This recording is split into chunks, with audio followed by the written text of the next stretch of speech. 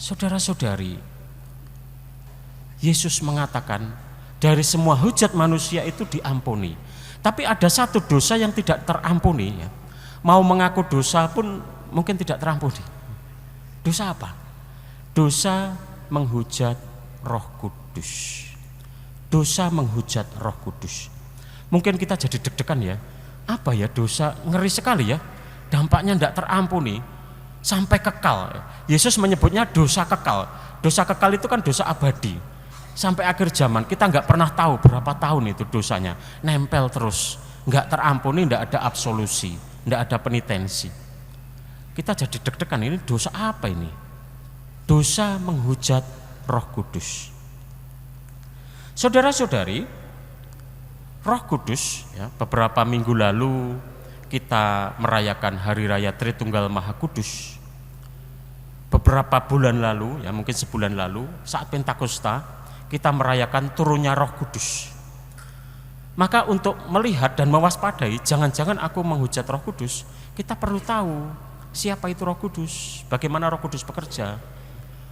Roh Kudus bekerja dalam bentuk lidah api turun ke atas para rasul yang membuat mereka berani mewartakan Yesus yang bangkit, yang membuat gereja berkembang sejak kisah para rasul sampai hari ini. Hari ini tanggal berapa? 9 Mei 2024. Roh Kudus yang tetap hidup dalam diri Anda, yang membuat Anda duduk bersama dengan seluruh umat jemaat dan saya merayakan Ekaristi, semua karya Roh Kudus.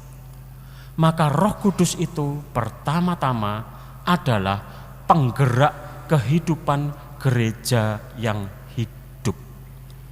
Gereja yang hidup, gereja yang berjiwa. Bukan gereja batu bata dengan segala kemegahan, bukan. Gereja yang hidup dalam diri Anda dan dalam diri saya. Roh yang diutus oleh Bapa seturut kehendak Yesus sendiri untuk mengingatkan sabda Allah pada diri kita. Maka roh itu yang menggerakkan hati dan pikiran kita, menggerakkan jiwa kita untuk mengetahui kehendak Allah. Roh yang memberi kehidupan. Jadi menghujat Roh Kudus itu apa? Sekali lagi pertanyaannya. Maka menghujat Roh Kudus itu melawan apapun yang memberi kehidupan. Melawan apapun yang membuat segala sesuatu hidup. Melawan apapun yang membuat pikiran kita memahami kehendak Allah. Jadi persisnya apa? Saya mengambil contoh paling konkret ya. Bagaimana menghujat Roh Kudus itu dalam bentuk melawan rencana keselamatan Allah. Kalau kita dengar dari bacaan pertama, Allah itu kan menghendaki dunia dan manusia diselamatkan.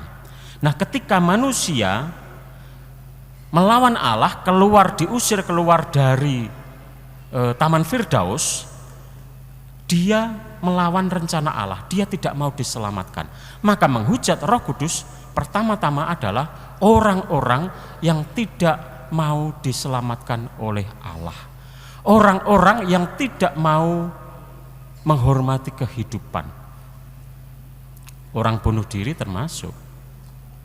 Dia melawan kehidupan dalam dirinya sendiri. Orang yang merusak kehidupannya sendiri dan merusak kehidupan orang lain termasuk, karena kehidupan itu dikehendaki oleh Allah. Kehidupan itu dikehendaki oleh Allah. Seluruh alam semesta ini diciptakan oleh Allah dengan segala kehendak baik Allah. Kitab Kejadian.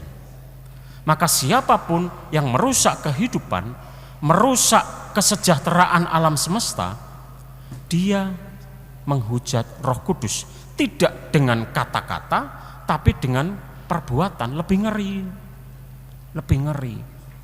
Yang merusak kehidupan baik dalam dirinya sendiri maupun di dalam diri orang lain, menghancurkan dirinya sendiri dan menghancurkan orang lain. Allah saja sudah susah mau menyelamatkan. Anda ingat Yudas Iskariot bukan? Ingat ya, pastilah ingat. Murid yang mengkhianati Yesus. Betapa tragisnya hidupnya. Terbilang di antara ke-12 murid yang dipanggil oleh Yesus, tapi akhirnya menjual gurunya dengan 30 keping perak Dan akhirnya dia sendiri mengambil keputusan fatal ketika dia gantung diri. Penghujatan Roh Kudus, menolak untuk diselamatkan, menolak untuk diampuni. Maka saudara-saudari, betapa Allah itu sebetulnya menangis setiap kali melihat umatnya menghujat dirinya. Karena pertama-tama yang dihujat bukan Allah, tapi kehidupannya sendiri, saudara-saudari. Betapa banyak kalau kita telusuri perbuatan-perbuatan yang terarah kepada penghujatan Roh Kudus. Begitu banyak penghancuran alam, begitu masifnya, minta maaf saya ambil contoh, peredaran narkoba, mengerikan. Betapa masifnya perusakan-perusakan, depresi, stres yang membuat orang selalu berpikir untuk bunuh diri.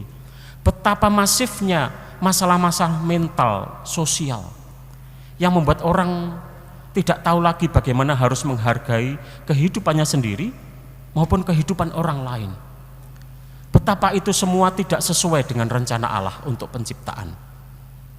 Penghujatan Roh Kudus itu nyata. Kita perlu sungguh-sungguh mewaspadainya. Juga penghujatan terhadap ciptaan-ciptaannya. Maka saudara-saudari, sikap menghujat itu sebetulnya tidak seketika terjadi. Itu pasti dimulai dari kebiasaan buruk. Sedikit. Anda tahu Yudas Iskariot itu tidak mungkin mengkhianati Yesus dalam sekali itu, enggak. Anda ingat waktu ada perempuan datang mencuci kaki Yesus, apa yang dikatakan Yudas Iskariot? Dia mengatakan, uang sebanyak itu daripada dibelikan untuk minyak wangi, mending diberikan kepada orang miskin.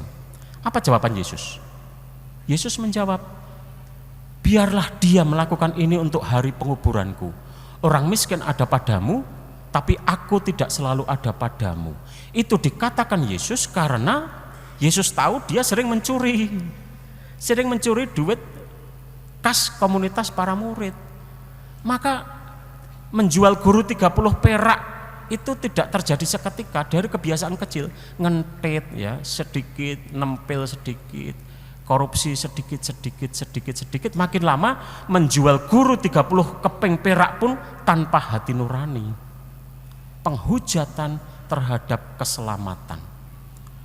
Maka saudara-saudari, kita perlu bijaksana. Bijaksana mulai dari pikiran. Dari pikiran turun ke mulut, dari mulut turun ke jari. Jari yang ngetik HP, jari yang ngetik laptop.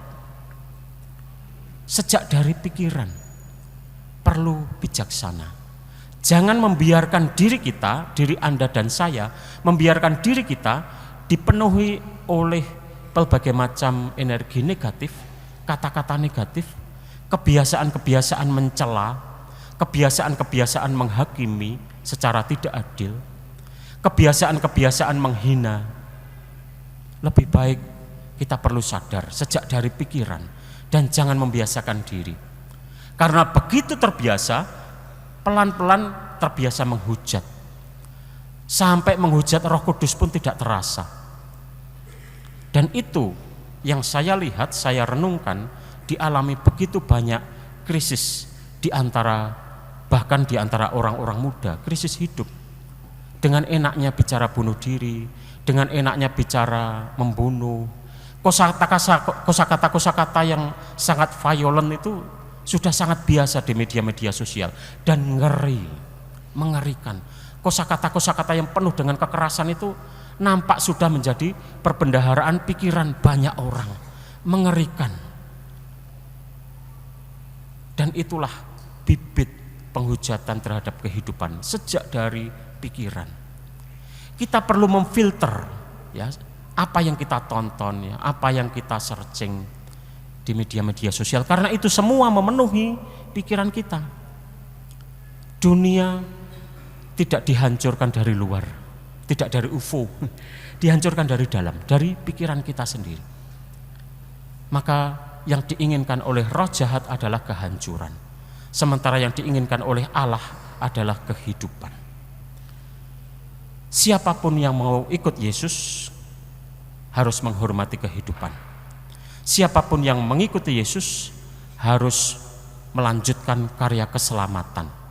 Sejak dari pikiran, sejak dari kata-kata yang keluar dari mulut kita, sejak dari jari-jari jempol yang mengetik di HP kita. Mari kita wartakan kehidupan, kita wartakan keselamatan, agar kita semua disebut sebagai ibu dan saudara-saudara Yesus, karena kita sudah melakukan kehendak Allah yang menginginkan kehidupan. Semoga Tuhan memberkati kita sekalian. Amin.